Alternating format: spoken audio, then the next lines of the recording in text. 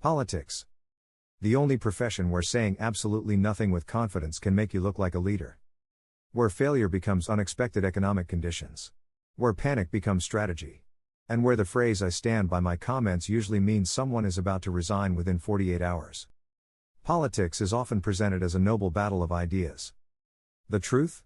It's more like a reality television show run by exhausted people in expensive suits desperately trying not to become tomorrow's scandal.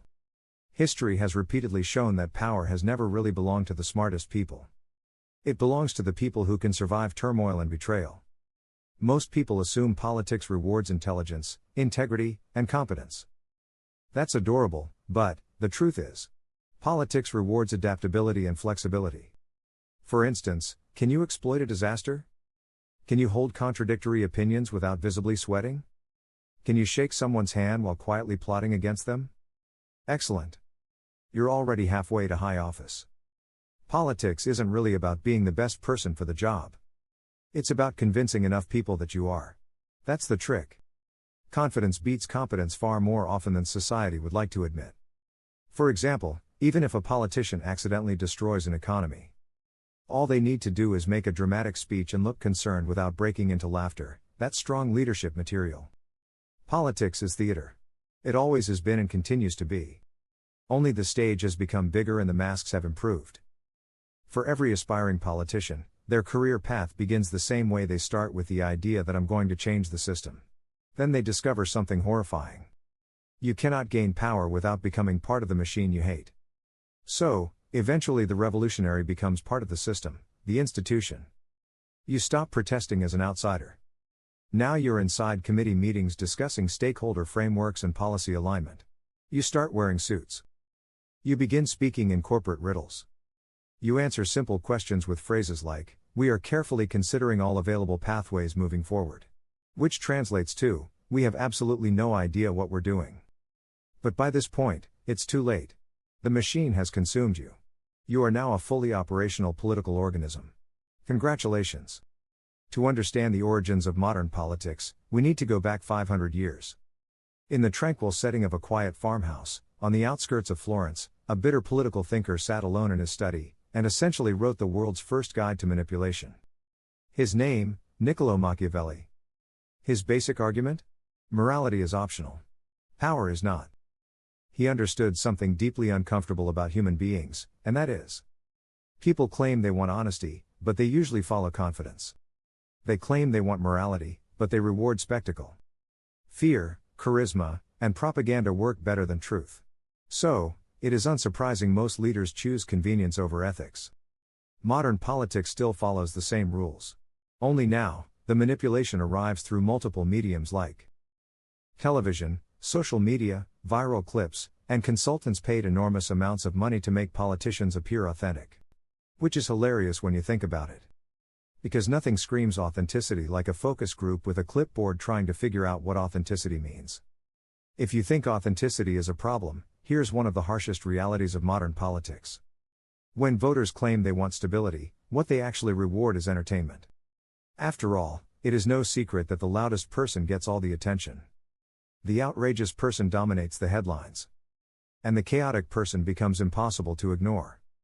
Meanwhile, the sensible politician quietly discussing long-term infrastructure policy disappears into the void forever. In short, politics increasingly rewards drama over competence. Scandal over substance. Emotion over detail. And the media loves it because outrage is profitable. It is not uncommon for a calm, nuanced discussion about taxation to be largely ignored by the public. Whereas, a politician accidentally insulting an entire nation will easily surpass 20 million views before breakfast. Modern political systems don't merely tolerate spectacle anymore. They feed on it. Politicians and the media exist in a deeply dysfunctional relationship. They have a love-hate relationship because they feed off each other. Even though neither trusts the other for even a second. And yet both sides know the entire system runs on performance. If a journalist asks a difficult question, experienced politicians rarely answer directly. Instead, they pivot. Watch closely and you'll notice it everywhere. Question: what's your solution to inflation? Answer: well, when I was growing up, my grandmother taught me the importance of hard work. That's definitely not an answer.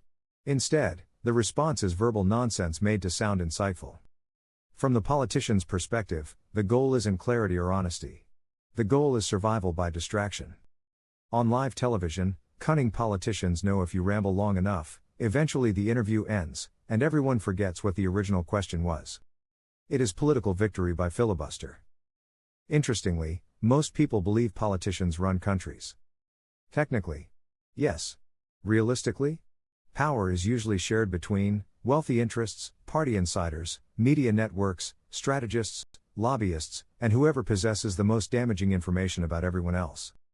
Politics is often presented as the will of the people. However, behind closed doors, it's usually negotiations between competing power groups trying to control narratives, designed to hoodwink the public. Instead, the public only sees speeches announcing policies they never agreed to. But the real game happens in private meetings. And the higher someone climbs the political ladder, the less freedom they have to wield their power. Because political leaders eventually discover a terrifying truth: you don't just need voters, you need your party, your donors, your allies, your media support, your factions. One wrong move and the same people applauding you today will begin preparing your resignation speech for tomorrow morning's news. Survival in politics is loyalty mixed with paranoia. And the strange thing about political ambition is how much people sacrifice their lives for it. Privacy disappears. Relationships collapse. Every mistake becomes public entertainment. One bad speech. One leaked message. One microphone accidentally left on. And suddenly your entire career becomes a meme. Political life slowly transforms into permanent anxiety performed in public. And yet people still chase power endlessly. Why? Because power remains intoxicating. The ability to shape laws, influence society, command attention, and leave a legacy is irresistible to certain personalities. Even if the system eventually destroys them. Politics has always been chaotic. It's human ambition compressed into a giant performance played out on the public stage.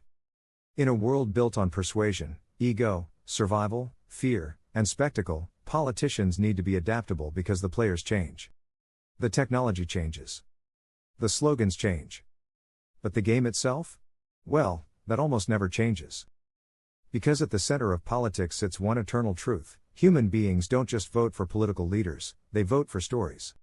And the politicians who control the story usually control everything else, including the election results.